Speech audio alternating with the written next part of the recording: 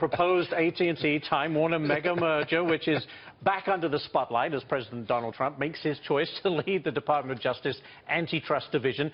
And with that said, there is still at least one senior advisor who is against the deal. And you probably already heard him. Joining us now, Charlie Gasparino with the details on this. I mean, this is maybe one of the most important deals of this year. It's basically combining a big distribution of media with one of the biggest content providers, including a major news provider, CNN, which we should point out Donald Trump, the President of the United States, is constantly at war with.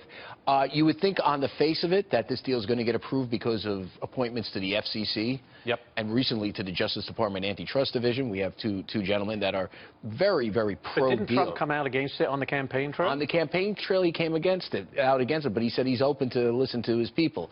Here is the one person that is the fly in the ointment for Wall Street. And I'll tell you, Wall Street is betting this deal, increasingly betting this deal will go through. The one person, from what we understand, is Steve Bannon, the senior advisor to President Trump, and maybe the single most powerful person inside the White House. From what we understand, he still is echoing what Donald Trump said during the campaign trail, that combining these two entities is anti-competitive. It's too much power in the hands of one distributor, AT&T, which distributes 25% of all programming in the United States.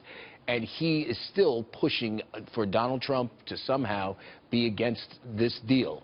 We should point out that Trump has said very little about the deal since the campaign. Almost nothing. He's had a lot on his plate. He's had a lot on his plate, but well, he had no problem talking about Ivanka's clothing line in Nordstrom, that's different. Yes, I know. And Arnold getting fired. That's big news. Let's be honest. That's huge. I mean, Arnold being fired, but yes, sometimes. You can't make this stuff up. Sarcasm. You can't. It'd be funny if I was making it up, but I'm not. No, he hasn't said anything on this subject yet, but his advisors are signaling where they come about in the administration. But if Bannon is the lone voice... He's not. He's not we understand that Jared Kushner, another senior advisor, his son-in-law, is also leaning against the deal. We understand Reince Priebus is against the deal. Now, the question is, does Trump, take his animus out against? I don't believe it's purely concentration. Well, if he nixes it, it's all going to be because they're going to claim it's CNN and his hate of CNN. And listen, would you doubt that? No. I mean, come on. But that's where we are right now, and I'm just telling you because Wall Street and small investors are watching this for a lot of reasons, including who controls media, which is a big thing in this country, and to make money. And if I will tell you, people are betting this thing is going to happen. The stock of AT&T has gone down a little bit.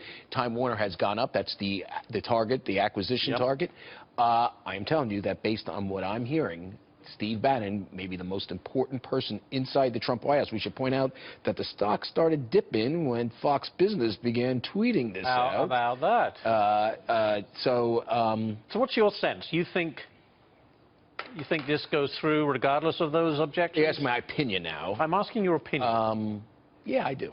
You think it's going to happen ultimately? I think he's got way too much stuff on his plate. I think he does not need the battle here.